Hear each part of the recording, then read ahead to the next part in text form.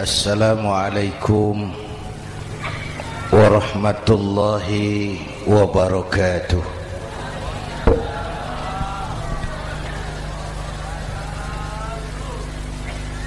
Alhamdulillahi wa kafa, wassalatu wassalamu ala sayyidina Muhammadin al-Mustafa wa ala alihi wa ashabihi ahli sidqi wal wafa, amma ba'd. Para ulama,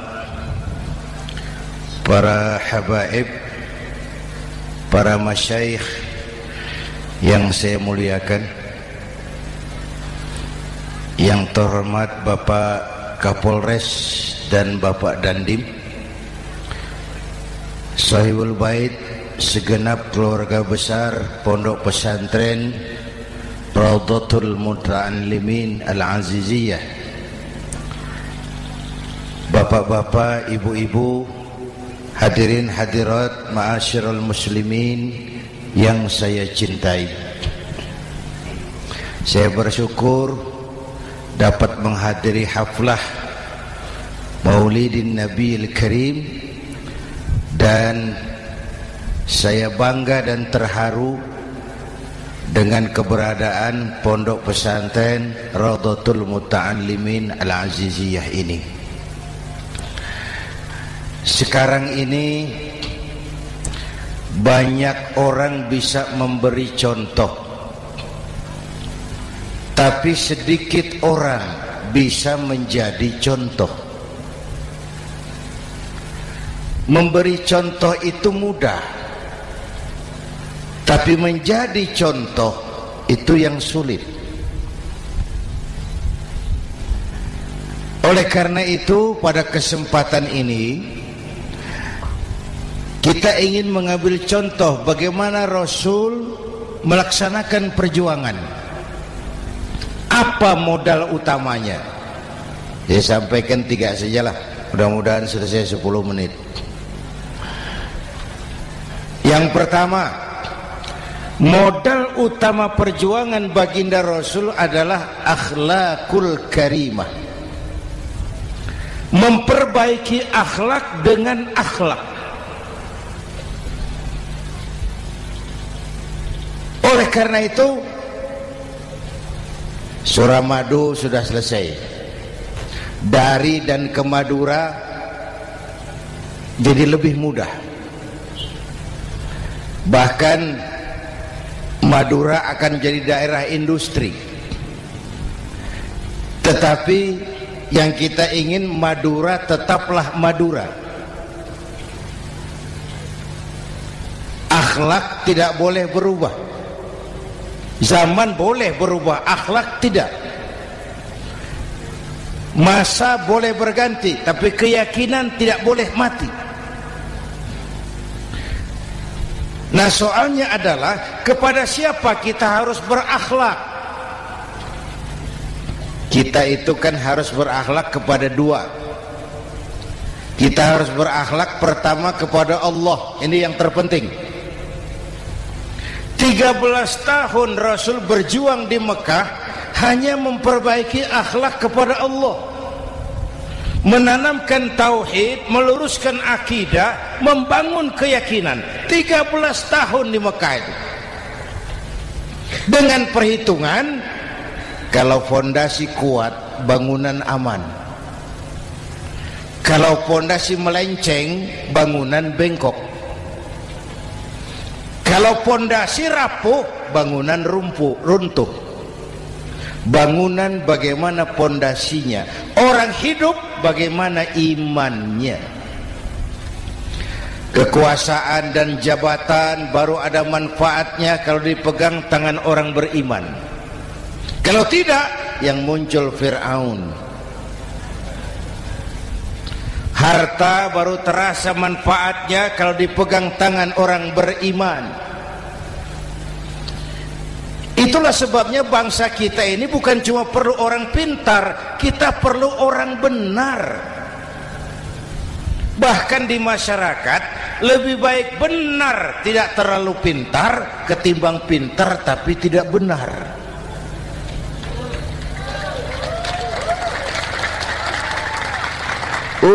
Kalau sudah pintar tidak benar, rusak rakyat itu Pak. Disuruh ngurus beras malah nimbun beras. Ya, disuruh ngurus laut jadi bajak laut. Disuruh ngurus hukum, bikin hukum seperti pisau, tajam ke bawah, tumpul ke atas. Kalau yang kecil salah, hukum cepat-cepat ditegakkan. Yang besar salah, diam pura-pura tidak mengerti. Itu yang melukai rasa keadilan.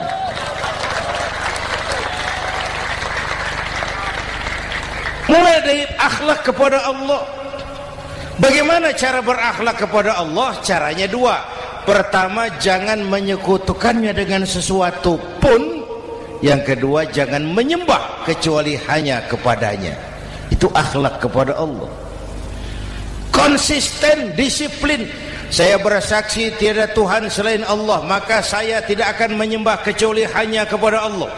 Saya tidak akan takut kecuali hanya kepada Allah. Saya tidak akan minta tolong kecuali hanya kepada Allah. Saya tidak akan melarikan persoalan kecuali hanya kepada Allah. Saya bersaksi Nabi Muhammad utusan Allah, Nabi terakhir.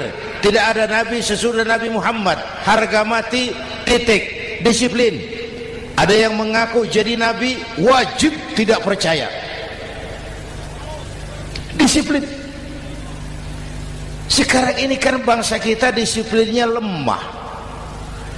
Korupsi agak sulit diberantas karena pejabat kita takut atasan tapi nggak takut Tuhan.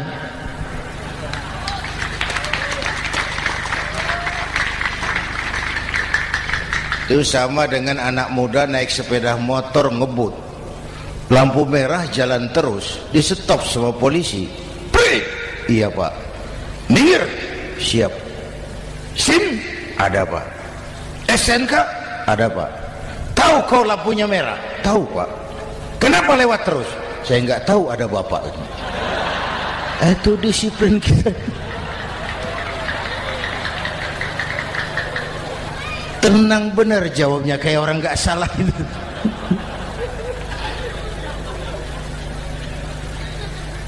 Iman. Apalagi belakangan ini saya sering bilang gini Pak, ini humor tapi agak tasawuf. Orang yang paling tenang hidupnya itu tukang parkir. Coba lihat tukang parkir, walaupun mobil banyak, mereknya bagus-bagus, tidak pernah sombong. Tenang ini, tenang. Nanti mobil pergi satu demi satu, habis sama sekali, dia tidak sedih. Tenang. Mobil banyak tidak sombong, mobil habis tidak sedih. Apa rahasianya? Ternyata, nih tasawufnya di sini. Tukang parkir tidak merasa memiliki, tapi merasa dititipi. Wah, itu. Siapa saja yang merasa memiliki, bersiaplah kehilangan, dan itu menyakitkan. Tapi kalau merasa dititipi, jabatan, harta, anak, istri, semua titipan, hiduplah seperti tukang parkir. Pertama, titipan tidak boleh bikin kita sombong. Dititipi kok sombong, tidak pantas ya. Pak Zainuddin titip mobil ya, silakan. Yang punya mobil pergi, saya peteteng. Tidak pantas dititipi kok sombong. Ada orang dititipi jabatan oleh Allah sombong, dititipi sombong. Ada enggak pejabat sombong? Ada, namanya Fir'aun. Itu pejabat-pejabat sombong anak buah Fir'aun semua. Dititipi harta oleh Allah, jadi orang kaya sombong, sama tetangga tidak mau kenal orang lain, kecil semua, jalan tidak injak tanah. kuntilanak. Yang kedua penting, titipan harus dijaga baik-baik. Kalau tidak, yang nitip marah. Yang nitip marah. Pak, titip sepeda motor, silakan. Waktu diambil sepeda motor, kaca spion pecah, knalpot hilang, bemper hancur. Marah enggak yang nitip? Marah. Saya kan titip, kenapa enggak dijaga baik-baik? Dititipi harta oleh Allah jadi orang kaya supaya bangun pesantren, bela yatim, santuni yang lemah. Pelitnya 17 setan. Yang nitip marah.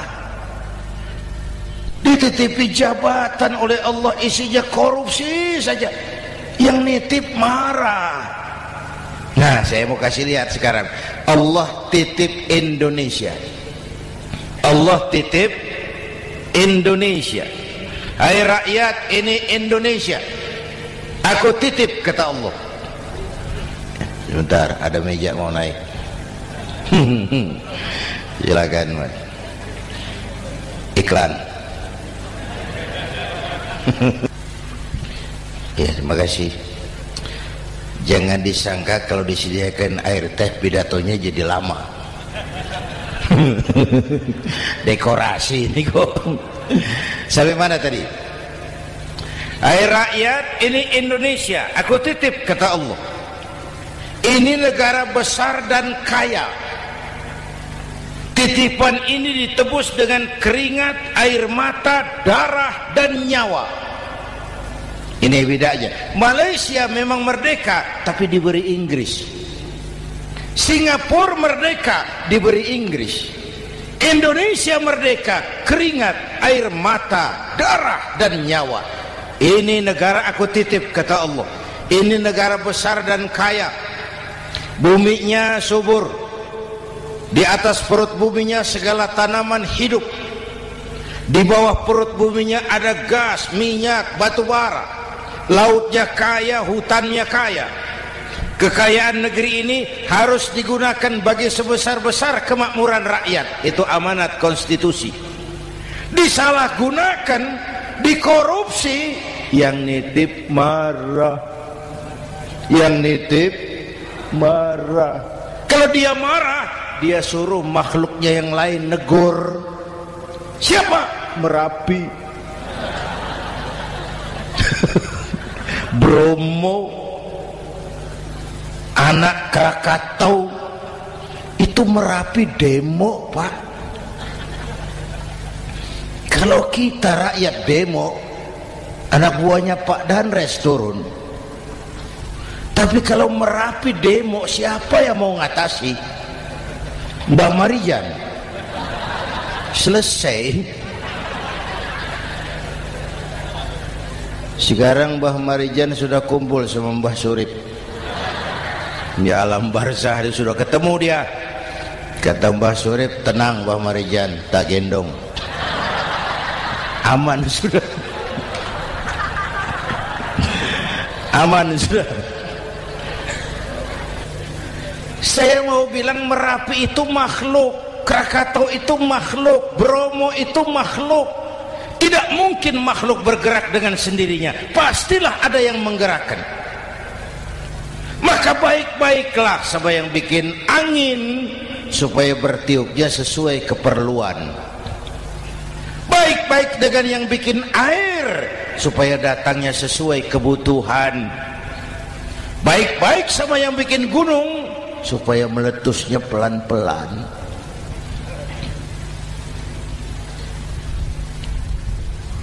Bapak Ibu hadirin yang saya hormati, menjaga titipan. Jangan menyembah kecuali hanya kepadanya. Jangan menyekutukannya dengan sesuatu pun. Ayo, saya ngobrol kita.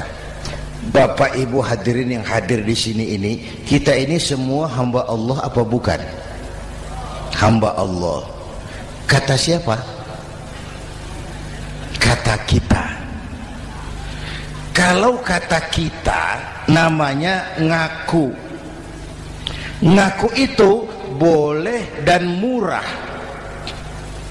Apa diakui? Kita belum tahu. Ya, kan baru kata kita itu.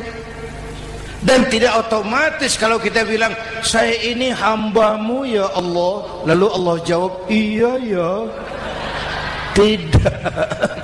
Tidak, wong itu kan kata kita. Saya hamba Allah, kata saya. Berapa banyak orang perbuatannya, ucapannya berkata saya hamba Allah, perbuatannya menyatakan dia hamba setan, hamba nafsu, hamba dunia, budak jabatan. Tidak sesuai ucapan dengan perbuatan. Jadi hamba Allah itu enggak mudah, digojlok, diuji. Coba lihat, yang jelas diakui sebagai hamba itu baru satu yang kita peringati ini, baginda Nabi. Allah mengakui kapan? Waktu menceritakan Isra dan Mi'raj. Apa yang dipakai kalimat? Subhanallazi asra bi'abdih. Maha suci Allah yang telah menjalankan hambanya. Hambanya. Muhammad itu hambaku, aku jalankan dia.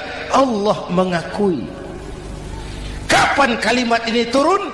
Setelah Nabi digojlok, ditempa, digembleng, diuji, difitnah, dicaci maki, dilontari kotoran unta, sahabat-sahabatnya dibantai.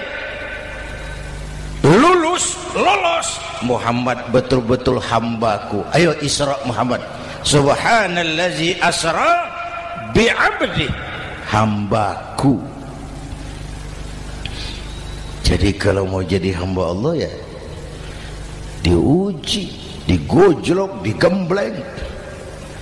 Nah, mari kita lihat kehambaan baginda Nabi. Orang yang paling bersih hatinya Rasulullah. Orang yang paling baik akhlaknya Rasulullah. Orang yang dosanya sudah mendapat jaminan ampun Rasulullah. Tapi Rasulullah kalau sholat malam bengkak kakinya karena rajin sujud. Hati bersih, akhlak terbaik, dosa sudah diampuni. Tapi kalau sholat malam kakinya bengkak karena rajin sujud. Saya tahu di sini juga banyak yang kakinya bengkak. Cuma urusannya apa? Itu urusan masing-masing. Pada tingkat seperti itu Rasulullah, saya perlu Allah, saya perlu Allah, saya perlu Allah. Yang 100 tahun kita bangun selesai oleh gempa 3 menit. Ya.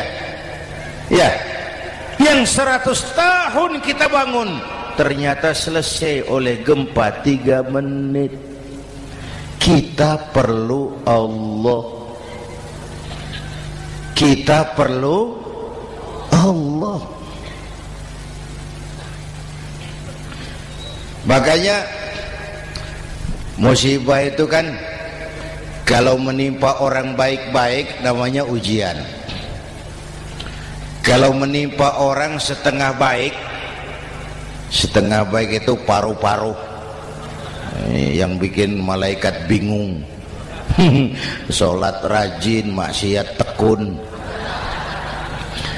baca Quran mau, fitnah orang hobi, ngaji nyolong jalan terus.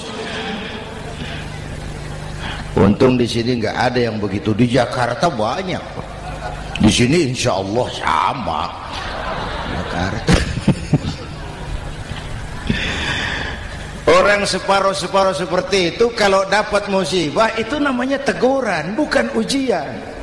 Kenapa ditegur? Lalai.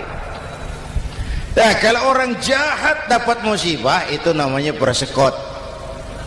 Uang muka tanda jadi. Kontannya nanti di akhirat. Kalau diuji bukan saja harus sabar tapi harus lulus. Kalau ditegur, introspeksi, perbaiki yang kurang, kurangi yang memang berlebihan. Bertali-tali, bersambung-sambung musibah ini, dan musibah kalau datang tidak pernah memilih, tidak pernah memilih. Bapak Ibu hadirin yang saya muliakan, jadi mari yang pertama jaga akhlak kita kepada Allah. Jangan menyekutukannya dengan sesuatu pun, jangan menyembah kecuali hanya kepadanya. Sekarang kan musim entertain, orang pandai membangun pencitraan, orang pinter bikin bungkusan. Sekarang ini kiai sama dukun tipis bedanya. Bener Pak, pemburu hantu pakai sorban, pakai gamis, nanti kiai pakai helm. Atribut sudah kacau sekarang ini, siapa pakai apa, siapa mau jadi apa, tidak jelas. Sementara masyarakat kita memang agak kutil, kurang teliti, cepat heran, gampang kagum. Pernah terjadi suatu saat tabrakan di jalan, keras sekali, korban jatuh berlumur darah, dikerubungi orang banyak. Datang wartawan, mau ambil gambar dari dekat sulit, banyak sekali orang ngerubung. Dia cari akal, tolong saya dikasih jalan ke dekat korban. Orang menoleh semua. Saudara siapa? Saya bapaknya korban, katanya. Dia mengaku bapaknya korban. Ya orang minggir semua. Minggir, ada bapaknya korban. Orang minggir semua, dia maju ke depan korban. Sampai di depan korban pucat mukanya itu wartawan. Kenapa? Yang ketabrak anak monyet, Pak. Dia sudah ngaku bapaknya korban.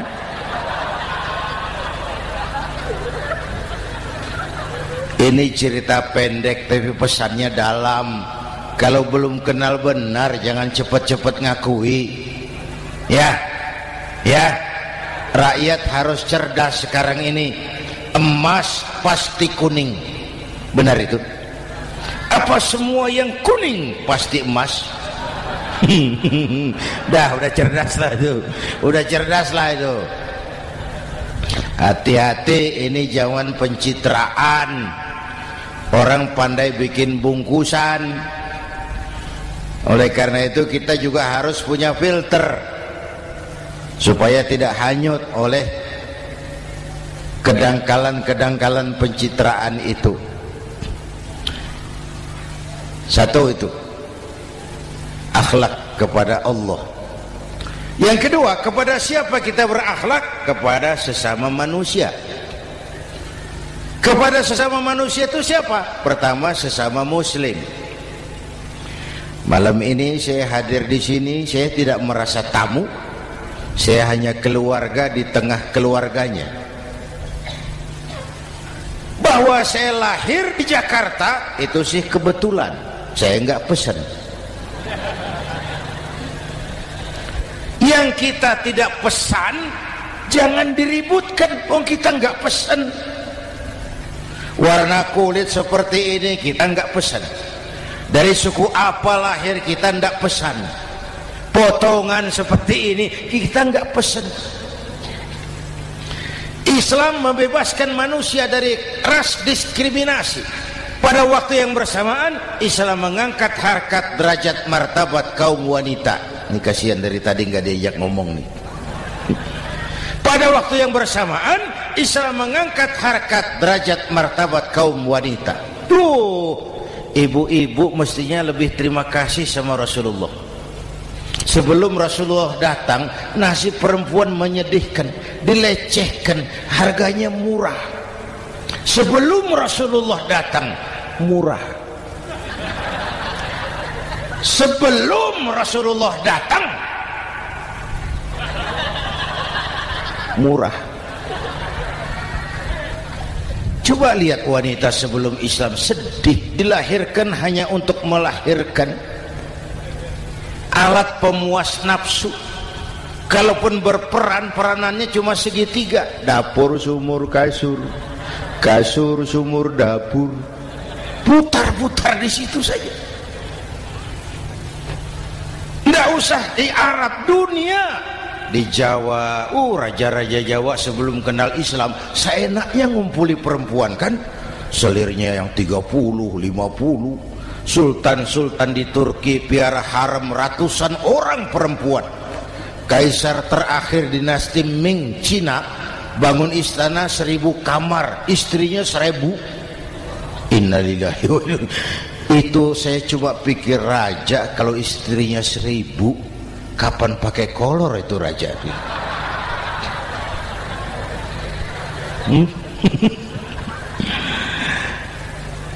Rasulullah datang terenyuh, an-nisa imadul bilad. Perempuan jangan diperlakukan begitu. Perempuan tiang negara. Kalau baik perempuan, baik negara. Kalau rusak perempuan, hancur negara. Waktu ditanya, ya Rasul, siapa yang paling harus saya taati di dunia? Ibumu. Setelah itu siapa lagi? Ibumu. Setelah itu siapa lagi? Ibumu. Setelah itu siapa lagi? Bapakmu. Menghargai perempuan, ibumu, ibumu, ibumu, bapakmu. Ibu 3 kali disebut, bapak 1 kali, ibu 3 kali, bapak 1 kali, ibu 3, bapak 1, 1 bapak. Gimana sih ngitungnya jadi kerok begini? Salah ngitungnya, salah.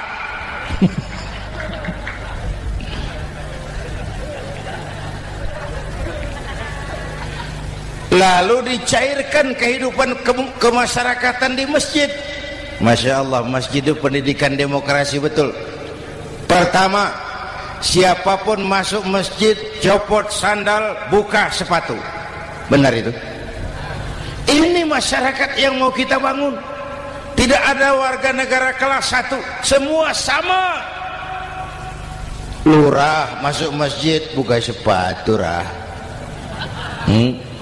Camat masuk masjid buka sepatu, mat. Gubernur masuk masjid buka sepatu, Nur. Nikmatnya masyarakat masjid. Nikmatnya masyarakat masjid. Coba binatang saja harganya tidak sama toh. Sapi yang mahal, yang gemuk, betul? Karena harga sapi pada dagingnya. Makin gemuk sapi, makin mahal harganya. Tapi ada burung perkutut lebih mahal dari sapi, padahal dagingnya sedikit, betul. Kenapa harganya lebih mahal dari sapi? Harga perkutut suaranya. Di mana harga manusia? Yang paling gemuk silahkan bersaing dengan sapi. Maaf.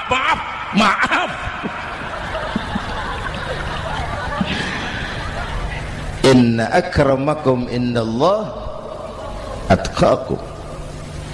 Masyarakat masjid sudah copot sandal, buka sepatu, sudah masuk ke dalam sholat berjamaah. Kalau sudah ke dalam sholat berjamaah, tidak pernah kita usil dari mana orang datang. Yang penting kemana dia menghadap. Itu masyarakat masjid. Dari mana kamu? Dari kidul, Pak, madhab ngulon. Kamu dari mana? Dari lor, Pak, madhab ngulon. Kamu dari mana? Dari kulon, madhab ngulon juga. Ini kan konsep bineka tunggal ika. Dari manapun orang datang, apapun warna kulitnya, dari suku apapun ia dilahirkan, kalau akidahnya sama, itu saudara kita. Lalu sholat berjamaah. Apa itu? Hidup bermasyarakat, berbangsa dan bernegara. Harus ada imam, harus ada makmum. Kenapa? Ini saya harus agak hati-hati ya, pakai sarung angin ini. Apa tadi ngomong apa saya? Salat berjamaah, bermasyarakat, berbangsa dan bernegara. Ada imam, ada makmum. Siapa makmum? Kita ini rakyat. Siapa imam? Para pemimpin negara. Apa bedanya? Imam harus dipilih. Makmum nggak usah. Coba baca kitab fikih yang setebal apapun, nggak ada bab pemilihan makmum. Nggak usah, makmum nggak usah dipilih. Orang buta boleh jadi makmum, orang bisu boleh jadi makmum, tukang mabuk boleh jadi makmum, tapi tidak tiap orang boleh jadi imam. Imam harus dipilih. Siapa yang jadi imam? Pertama, a'lamuhum, orang yang paling alim di kampungmu angkat jadi imam. Yang paling alim, bukan yang paling tua. Yang paling alim, tahu urusan, punya konsep, punya visi dan misi, mengerti negara ini mesti dibawa kemana, jalan keluarnya apa, angkat jadi imam. Pak, ada dua orang Pak, alimnya sama, yang mana yang dipilih? Kalau ada dua orang alimnya sama, kata Nabi, afsahuhum, yang lebih fasih lidahnya. Apa artinya fasih? Nyambung sama rakyat, tahu apa yang dimaui rakyat, nyambung. Tidak sah orang fasih bermakmum kepada imam cedal.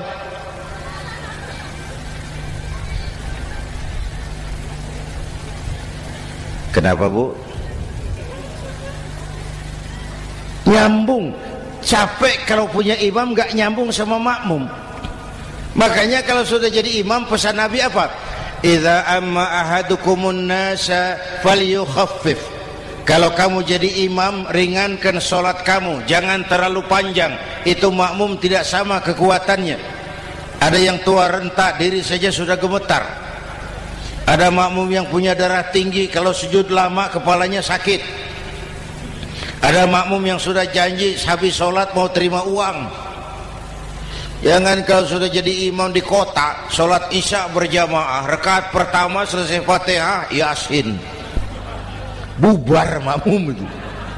Jadi imam jangan terlalu lama. Kayak Husni Mubarak tuh, kelamaan jadi imam, 30 tahun, rakyat capek.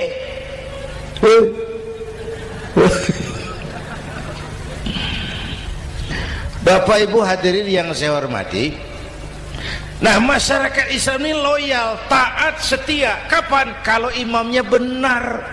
Imam takbir, makmum takbir, imam ruku', makmum ruku', imam i'tidal, makmum i'tidal, imam sujud, makmum sujud.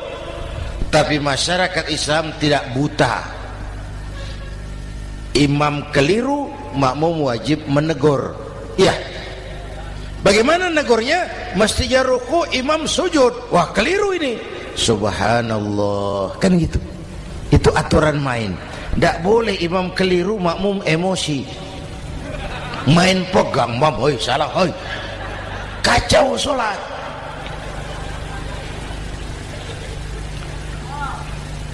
Imam buang angin, apa makmum lalu berkata, demi kesetiaan saya kepada imam, imam buang angin, saya lebih keras lagi. Goblok. Iyyaka na'budu wa iyyaka nasta'in. Sampai situ imam buang angin, minggir. Tidak usah ribut. Yang di belakang satu orang maju ke depan, lanjutkan pekerjaan imam.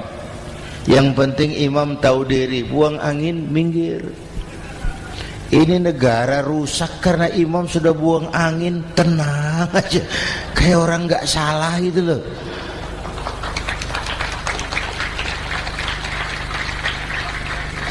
Selesai sholat dikasih tahu imam tadi buang angin ya sedikit. Apa kalau nggak sedikit lalu nggak rusak sholat itu? Nah, dalam berjaga akhlak kepada sesama, ayo kita jaga kesatuan, persatuan, kerukunan, kekompakan. Ini pesantren Raudhatul Muta'allimin Al-Aziziyah, ini aset kita, keberadaannya, pengembangannya, kelangsungannya, bukan sekedar tanggung jawab pengurusnya, tanggung jawab kita sesuai dengan bidang dan kemampuan masing-masing. Yang punya jabatan bantu dengan wewenangnya, yang punya harta bantu dengan uangnya, yang punya tenaga bantu dengan tenaganya, yang bisa doa bantu dengan doanya, yang tidak bisa apa-apa bantu dengan diam. Diam saja lumayan loh itu membantu. Bapak Ibu hadirin yang saya hormati, saya ingat almarhum Panglima Besar Sudirman pernah bilang, kamu itu kalau mau menang harus kuat, kalau mau kuat harus bersatu, kalau mau bersatu hidupkan semangat silaturahmi. Mau menang harus kuat, mau kuat harus bersatu, mau bersatu hidupkan silaturahmi. Bapak Ibu hadirin, rukun antar umat seagama. Beda pendapat boleh, marah jangan. Kalau di Jakarta kan sekarang lagi musim apa itu wahabi yang bid'ah, sedikit bid'ah itu. Saya sih bilang yang suka tahlil bagus, terusin. Yang nggak suka tahlil nggak apa-apa, tapi jangan mencaci maki yang suka tahlil. Orang yang mabuk masih banyak kok yang tahlil dicaci maki. Kita nih seperti orang kurang kerjaan. Waktu guru saya Hadratul Mukarram Ki Haji Dr. Idham Khalid wafat, saya ajak orang baca Fatihah. Selesai, saya lagi duduk di belakang, seorang pengusaha nemui saya, Kiai, kenapa? Saya coba ingin kepastian. Apa? Orang yang sudah mati dibacakan Fatihah itu, apa pahalanya sampai? Saya bilang gini, Mas, kamu kalau nggak percaya mati aja dulu. Saya bacain Fatihah, tunggu di sono. Kalau nggak nyampe balik lagi nggak apa-apa.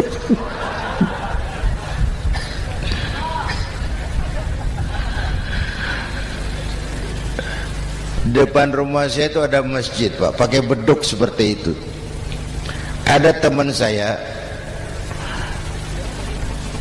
Kiai, pakai beduk masjidnya. Iya pakai. Kan Rasulullah tidak pakai. Tidak memang. Bid'ah tuh. Oh, siapa bilang? Beduk itu bukan agama, itu budaya, tanda masuk waktu. Bukan manggil orang sholat. Manggil orang sholat pakai azan. Tanda masuk waktu, itu hebatnya Wali Songo, pakai beduk. Kalau nggak mau pakai beduk boleh, teriak-teriak juga boleh. Maghrib, boleh. Tapi Wali Songo kan bijaksana, pakai beduk saja, sekali pukul satu desa dengar.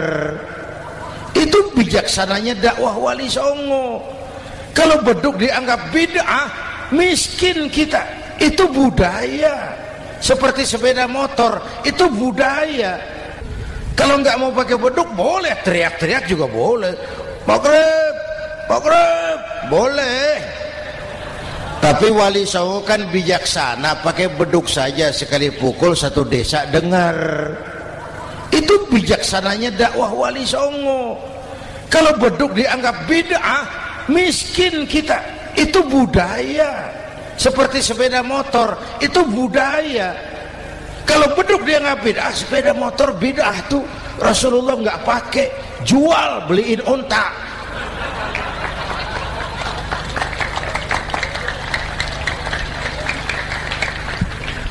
Ayo cari persamaan, jangan memperbesar perbedaan.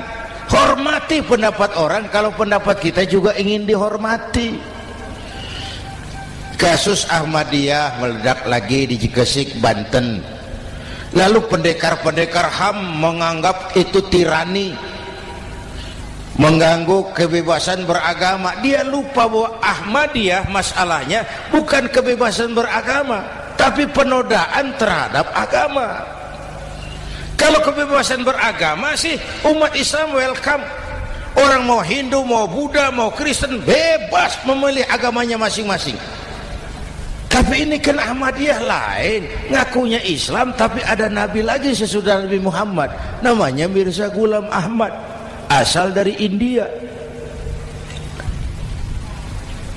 Saudara hadirin yang saya hormati, ini yang prinsip penodaan terhadap agama. Kalau nggak ngaku Islam nggak masalah. Supaya mau aman caranya cuma dua, Ahmadiyah jadi agama sendiri, karena Malaysia sudah melarang, Brunei sudah, Rabitoh Alam Islami menyatakan aliran sesat, Saudi Arabia melarang pengikut Ahmadiyah pergi bikin haji, dia dianggap non muslim. Cuma memang pemerintah kita nggak tegas. Kalau dari dulu dinyatakan dilarang, nggak akan ada lagi kasus-kasus seperti itu.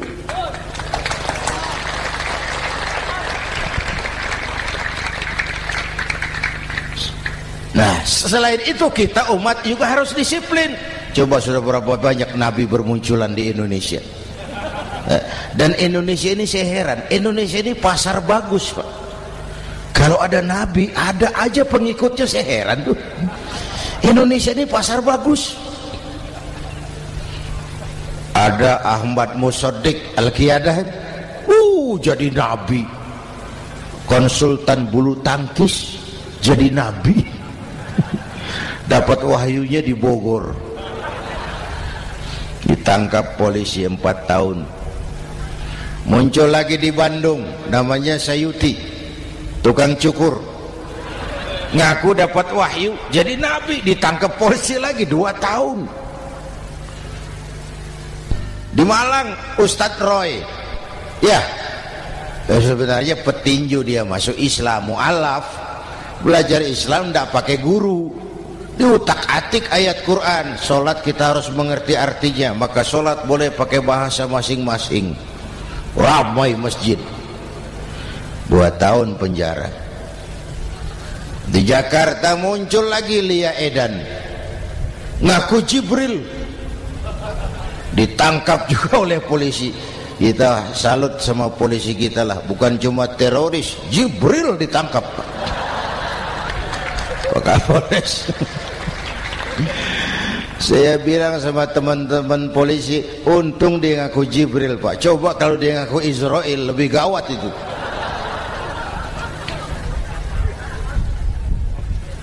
Yang parah, antara Cirebon Losari, dia perbatasan Jawa Tengah Jawa Barat, pernah muncul agama baru namanya agama Jasun, agama Jawa Sunda, agama Jasun Jawa Sunda. Yang jadi nabi Tugimin. La haula wala quwata. Saya bilang ini jangan jadi nabi, jadi kiai juga nggak angker ini. Al Mukarram Bapak Kiai Tugimin, nggak enak. Yang lebih nggak enak selawatannya loh itu. Kalau kita kan tadi nikmat tuh, ya Habibi ya Muhammad, nikmat rasanya itu. Coba ganti sama yang tadi, wah enggak, ya Habibi ya Tugimin, enggak enak itu, Pak. Jadi umat Islam itu sangat menghormati orang lain agama. Soal agama orang lain, lakum dinukum, awas hati-hati kalimatnya. Kita menghormati orang lain agama. Soal agama orang lain, lakum dinukum. Kita memang yakin cuma Islam agama yang benar, tapi bukan berarti kita boleh menghina agama orang lain. Kenapa? Kalau agama kita yang dihina, kita kan sakit hati. Orang lain sama dong. Itu sebabnya Allah berpesan, jangan kau caci maki Tuhan mereka, karena mereka akan balas mencaci maki Tuhanmu. Dan itu artinya mencaci maki aku, kata Allah. Jelas ini? Jelas? Justru karena umat Islam mayoritas di Indonesia, maka kerukunan antar umat beragama terjaga dengan baik. Kalau umat Islam mau main kasar, mau main kayu, mau main keras, Umat Islam ini 85%, yang lain pasti selesai, saya jamin selesai. Tapi kan tidak, kita sadar betul ini negara Pancasila, kita sadar betul bahwa kita harus menghargai orang lain agama, menjaga kerukunan, rukun antar umat beragama. Yang ketiga, rukun antar umat beragama dengan pemerintah. Dulu kiai saya bilang, sultanun zulum khairum min fitnatin tadum. Pemerintah yang jelek pun sebenarnya masih lebih lumayan ketimbang tidak ada pemerintahan, kalau itu ukurannya.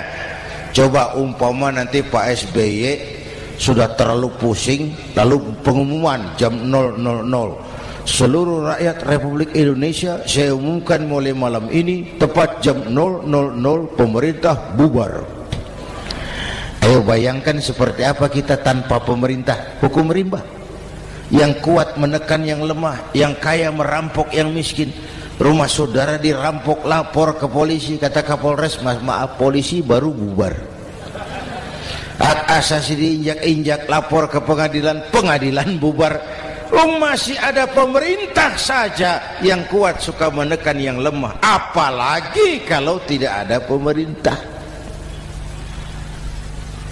Karena itu ulama dan umara dua pilar utama. Kalau kuat keduanya, kuatlah masyarakat. Kalau rapuh keduanya, maka rapuhlah juga masyarakat. Bapak Ibu hadirin yang saya hormati, ini yang kedua, kita harus berakhlak kepada sesama. Yang ketiga, kepada siapa kita harus berakhlak?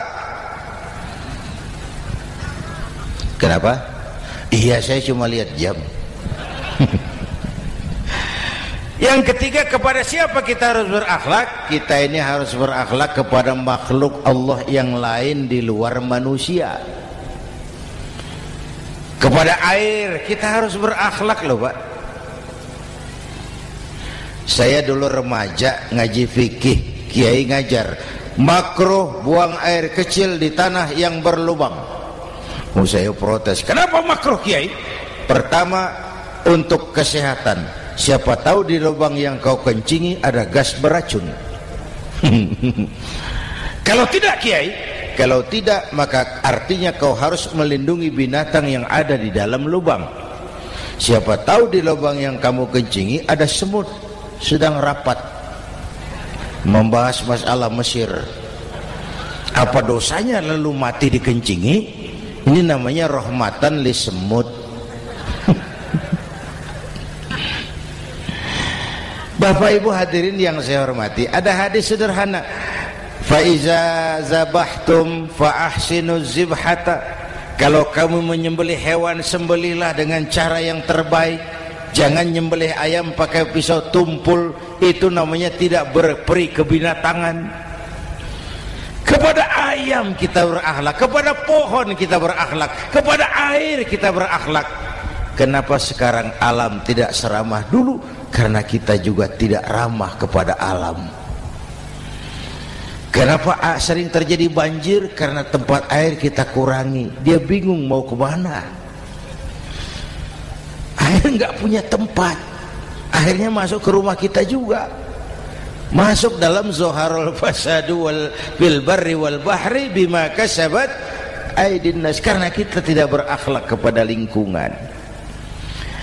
Bapak Ibu hadirin yang saya hormati, jadi itu yang pertama, modal utama perjuangannya akhlakul karimah. Mau sukses, utamakan akhlak. Industrialisasi boleh terjadi di Madura, jalan berhotmik licin, oke, listrik masuk desa, alhamdulillah, tapi akhlak jangan berubah, akidah jangan goyah.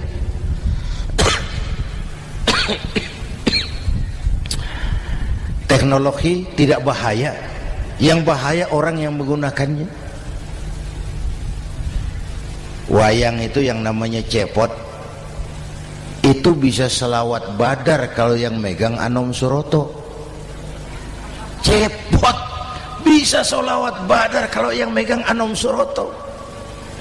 Wayang bagaimana dalangnya, teknologi bagaimana orang yang menggunakannya. Satu. Yang kedua, yang kita contoh dari baginda Rasul, beliau itu sejak kecil tidak dimanjakan, Pak. Lahir ke dunia tidak sempat melihat wajah bapak. Umur 6 tahun ditinggal ibu. Umur 9 tahun ngembala kambing, berniaga ke Syam. Syam itu Syria sekarang. Umur 9 tahun bisnis lintas negara dari Saudi ke Syria. Remaja tidak dimanjakan, kerja keras, peras keringat, banting tulang. Tidak ada pekerjaan halal yang hina. Lahir pribadi yang tegar, mental yang tahan banting, manusia yang tidak cengeng karena sejak kecil ditempa oleh kesulitan. Jadi gini, orang itu kalau biasa susah, ketemu susah, ndak kaget, Pak. Mentalnya kuat. Saya santri biasa makan kangkung, datang ke rumah teman dikasih kangkung, loh makanan saya ini, dikasih daging ayam, nambah. Orang tuh kalau biasa susah enak. Saya santri biasa tidur di masjid, disuruh nginep di hotel, pules, Pak. Tapi yang biasa tidur di hotel suruh nginep di masjid, encok. Hidup ini perjuangan. Mau sukses harus berani susah. Jangan seperti dulu nih cerita santri. Ada santri beternak lebah, ambil madunya itu. Satu hari dia mau periksa sarang lebah, naik ke pohon pakai tangga, pakai sarung biasanya santri. Dia lupa tidak pakai celana dalam. Naik pohon periksa, entah bagaimana terpegang sarang lebah itu, berhamburan lebahnya keluar. Salah satu masuk ke sarungnya, tergigitlah Al-Mukarramnya itu. Dia menjerit, aduh, jatuh berguling ke bawah. Sudah lama jatuh, dia buka sarungnya, dia lihat bengkak. Karena bengkak kan jadi besar, senang juga dia. Dia berdoa, ya Allah, hilangkan sakitnya, biarlah bengkaknya. Ini kan, ini doa orang nggak konsekuen. Bengkak dan sakit itu paket. Mau bengkak ya harus berani sakit. Masa sakitnya bengkaknya mau, sakitnya nggak mau. Itu satu itu. Yang kedua, kita ini sering kalau punya cita-cita sering seperti rapat tikus. Satu hari sekelompok tikus rapat paripurna tikus untuk mengantisipasi bahaya kucing. Bagaimana supaya kucing itu jangan lagi mengganggu kita?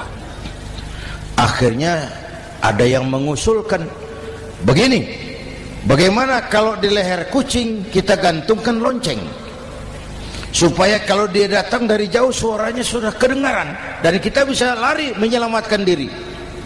Wah, cerdas dia. Setuju, setuju semua. Setuju, setuju, setuju. Bagus. Nah, oke. Waktu pembicaraan dilanjutkan, tikus mana yang mau menggantungkan lonceng ke leher kucing? Rapat bubar. Setuju, akur. Iya, iya. Waktu kerja selesai. Bapak Ibu hadirin yang saya hormati, terutama anak-anak saya, para santri, remaja, pemuda. Hidup ini persaingan. Bapakmu tamat SD, nak, kau sarjana. Bapakmu cuma jadi RT, nak, kau camat. Bapakmu tukang tambal ban, kau harus punya pabrik ban.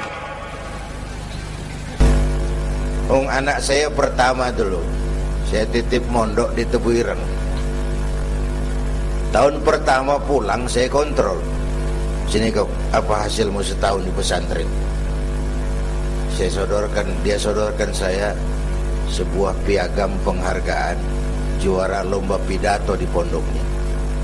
Saya heran, ini anak di rumah jarang ngomong, kok bisa jadi juara pidato? Saya tanya, kamu bisa pidato, apa yang dipidatoin? Dia bilang, kan kaset ayah dihafalin gitu. Ya saya ketawa juga, waktu itu dia masih anak-anak. Baiklah, tapi apa cita-citamu? Saya kepengen seperti ayah. Wah, kau ini salah. Kalau aku ayahmu di matamu, menurutmu hebat, mestinya kau 10, 100, 1000 kali lebih hebat dari orang-orang yang kau anggap hebat. Karena tantanganmu akan lebih berat dari tantangan yang aku hadapi sekarang. Kalau kau sama dengan aku, kau ditinggalkan zaman karena kau tidak mampu menjawab tantangan zamanmu. Bapak Ibu hadirin yang saya hormati, persaingan tajam, tantangan makin berat. Oleh karena itu diperlukan semangat yang dicontohkan Nabi. Kerja keras, peras keringat, banting tulang. Tidak ada pekerjaan halal yang hina. Sejak kecil ditempa oleh kesulitan. Asal jangan seperti saya tadi ngobrol sama teman-teman, sekarang ini di negara kita banyak politisi miskin negarawan. Pejabat-pejabat kadang-kadang kalau ngelihat rakyat tuh komentarnya nggak berpihak kepada rakyat. Saya ingat waktu Mentawai dihantam gempa, Nias hancur, infrastruktur hancur, rumah rakyat luluh lantak. Ketua DPR Pak Marzuki Ali bilang, bagaimana itu rakyat? Ya itu resikonya punya rumah di pinggir laut. Waduh, ini bukan komentar pemimpin, rakyat lagi susah kok dibilang kayak gitu. Saya prihatin dengan ucapan kayak gitu. Waktu cabai 100.000, di sini berapa sekarang? Sama ya. Waktu cabai mahal, ada pejabat bilang, rakyat suruh nanam cabai aja di halaman rumahnya. Ini kan gak solutif dan gak cerdas. Cabai naik, rakyat suruh nanam cabai. Nanti beras naik, rakyat suruh nanam padi. Yang saya khawatir kalau telur mahal, apa rakyat suruh betelur gitu? Ini kan gak cerdas dan gak solutif.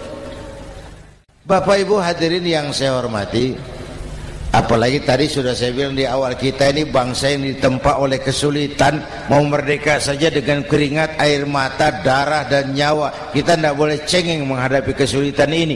Tegar, tahan uji, tahan banting, dan seterusnya. Itu hal yang kedua. Yang ketiga, terakhir, Rasulullah itu sosok yang ibadahnya luar biasa. Tadi sudah saya jelaskan sebagian. Ibadahnya luar biasa. Ayo kita bantu keamanan negeri kita ini. Dengan apa? Istighfar. Wa ma kana Allahu mu'adzibahum wa hum yastaghfirun. Allah tidak akan turunkan bencana selagi di tengah mereka masih banyak orang-orang yang istighfar. Rasulullah yang dosanya sudah diampuni sehari 100 kali istighfar. Ayo kita ngobrol ini. Pak, saya ini Zainuddin ini, kalau mengharap masuk surga dengan amal yang saya kerjakan sendiri, rasa-rasanya tipis harapan. Bener. Sholat saya berapa banyak saya tahu. Sedekah saya berapa duit saya tahu. Dosa saya berapa banyak saya tahu. Lalu saya baca sejarah. Nabi Adam dosanya 1, makan buah khuldi, dikeluarkan dari surga. Nabi Adam dosanya 1, dikeluarin.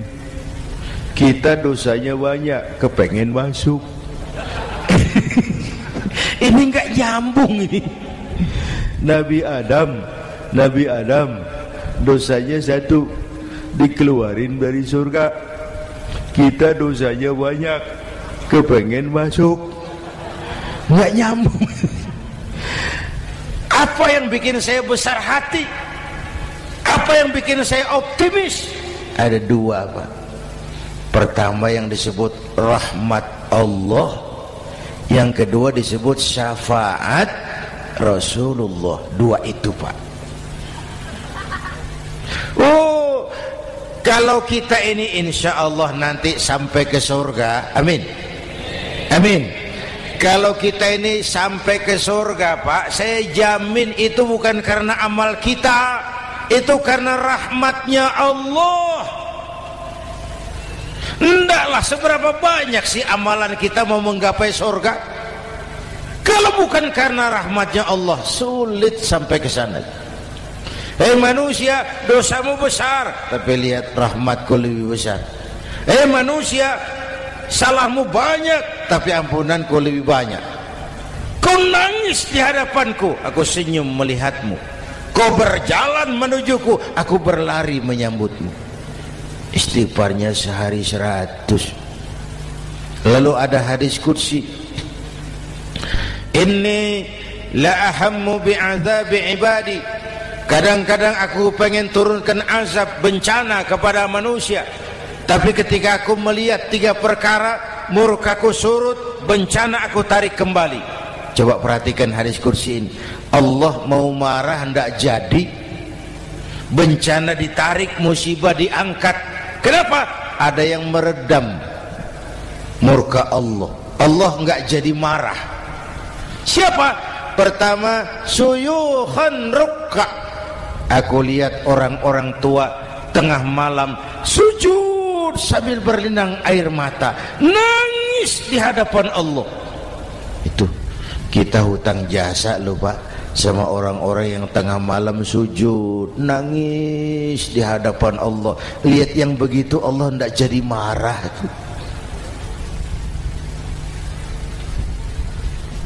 Saya tahu ini bapak-bapak ini, ibu-ibu kan suaminya sering bangun tengah malam ya Bu, kencing. Bikin bingung malaikat. Sudah mau ditulis tahajud, kencing doang. Kata malaikat, sialan, hampir salah tulis.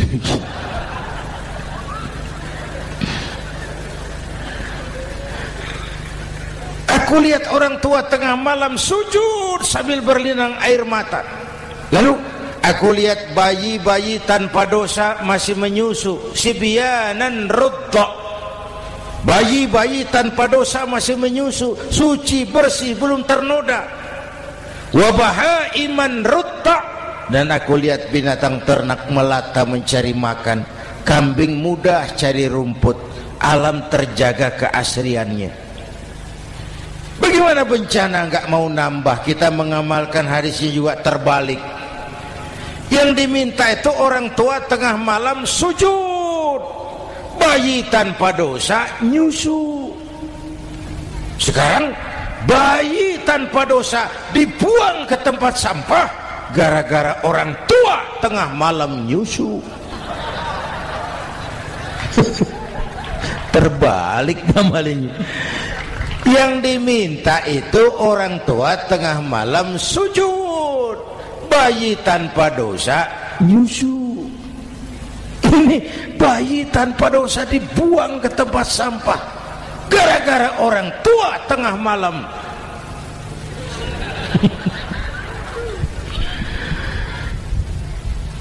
Bapak Ibu hadirin yang saya hormati, rahmat Allah kita perlu. Yang kedua, syafaat Rasulullah. Mari saya cerita syafaat sedikit. Ini sudah jam 00:05 ya. Ini kalau hitungan Indonesia ini sudah ganti hari, Pak. Jadi inilah ceramah terpanjang di dunia. Bayangkan saya pidato dari hari Selasa sampai hari Rabu.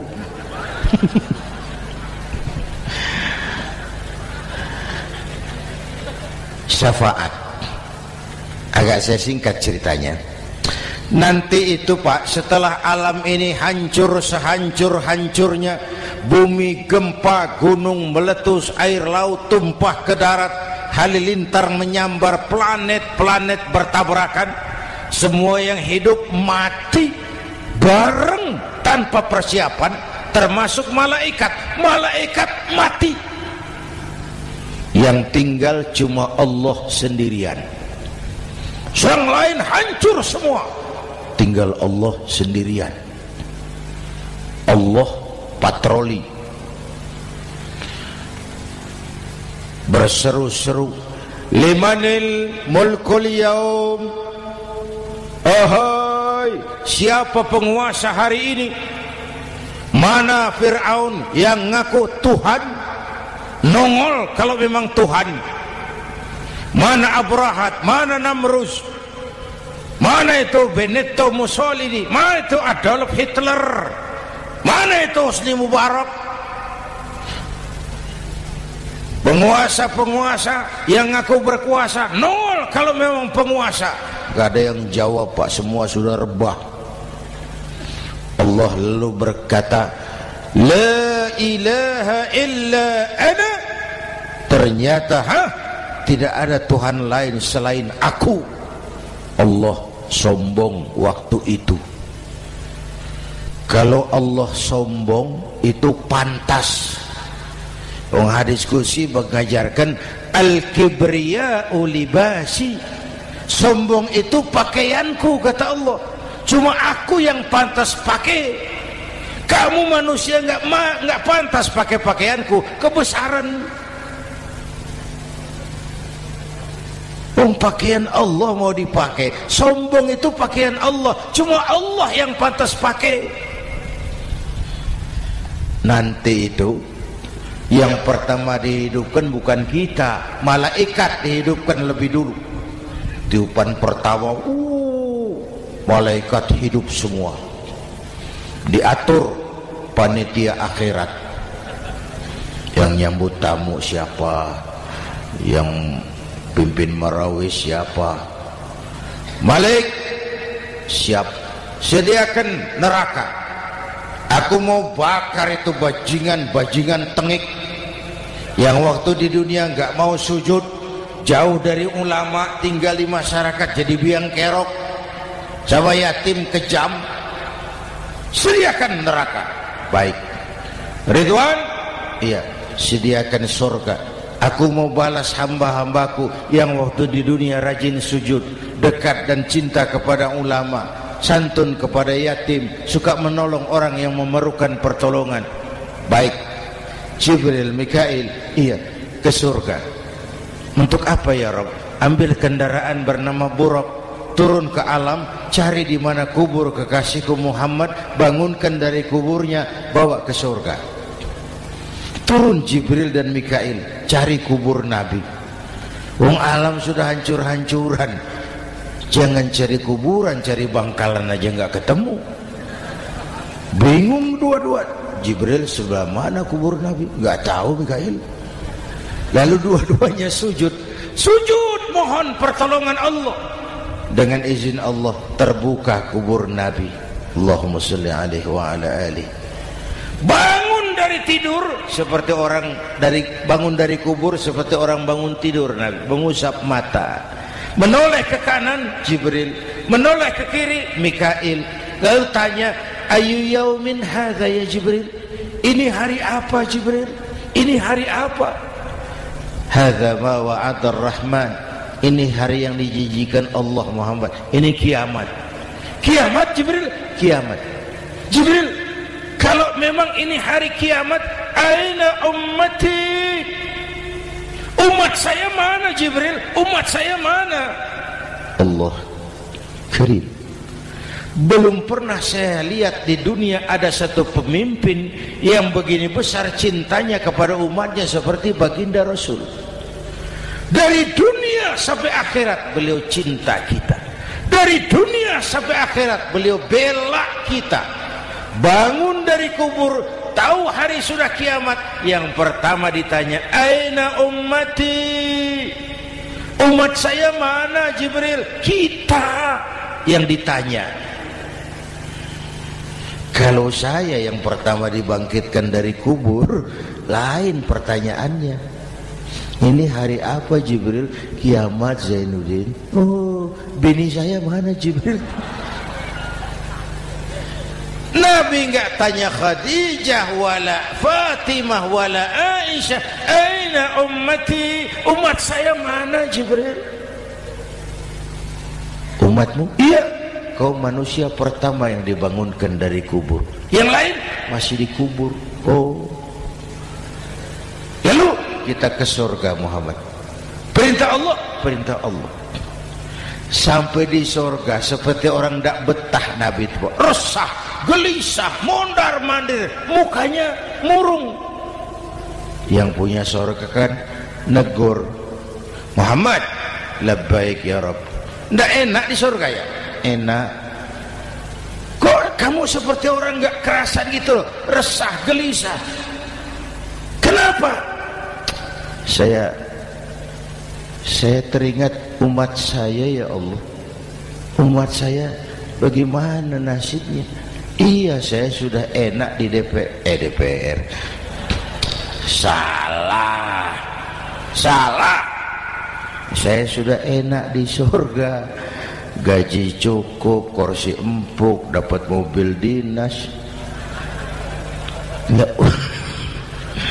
Umat saya yang waktu kampanye kepanasan itu gimana nasibnya itu?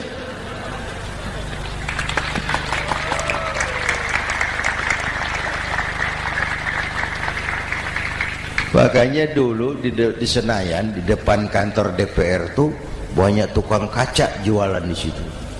Saya bilang ini tukang kaca pintar dagangnya di situ.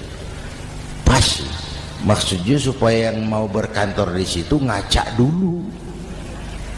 Ya, wakil lurah pasti tidak lebih tinggi dari lurahnya.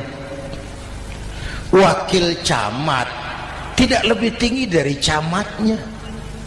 Ini kenapa wakil rakyat kok selalu lebih tinggi dari rakyatnya?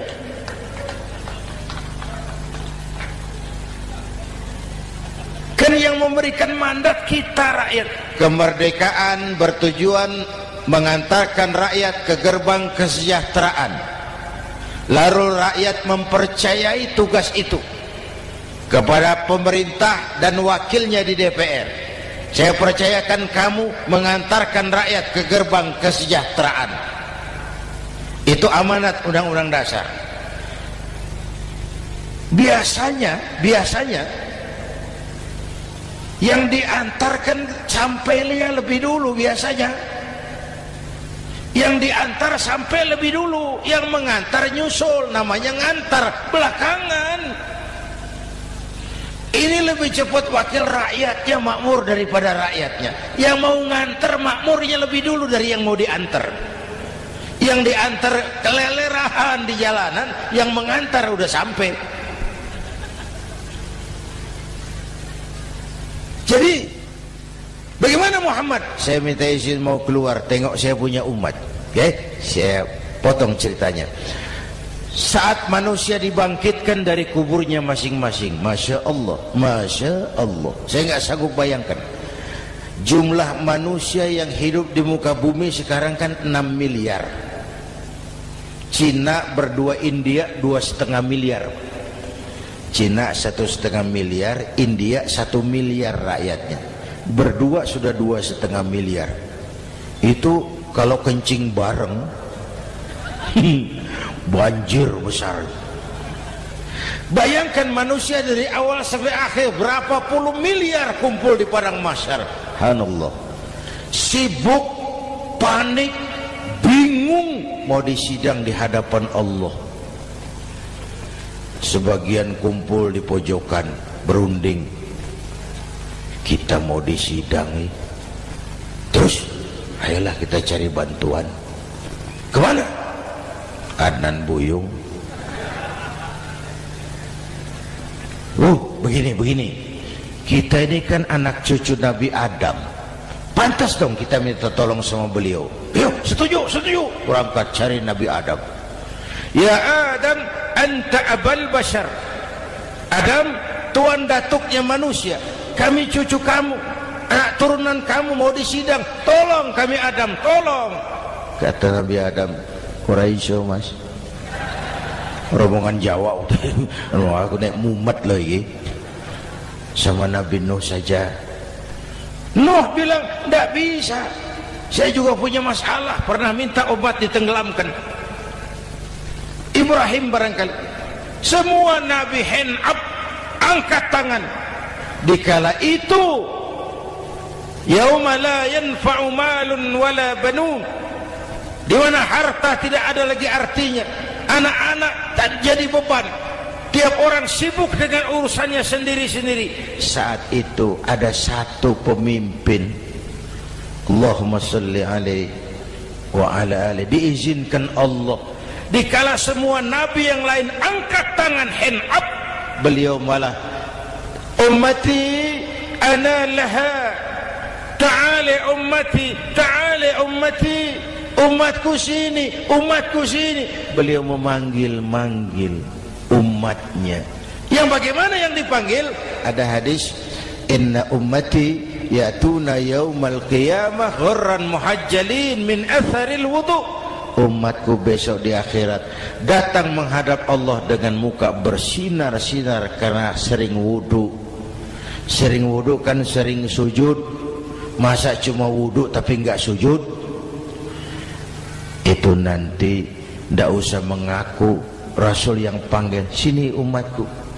Tapi kalau muka enggak pernah wudu, enggak pernah sujud, merangkak di depan Nabi, saya umatmu ya Rasul. Kata Nabi, umat saya enggak ada yang kumbal gini. Dikala itu beliau berkenan memberikan syafaat. Syafaat itu saudara-saudara, saya pakai sarung, sobek sedikit, syafaat itu nambeli, itu loh. Salat saya kurang sedikit, sedekah saya campur riak sedikit, puasa saya ikhlas sedikit, ditutup dengan syafaat.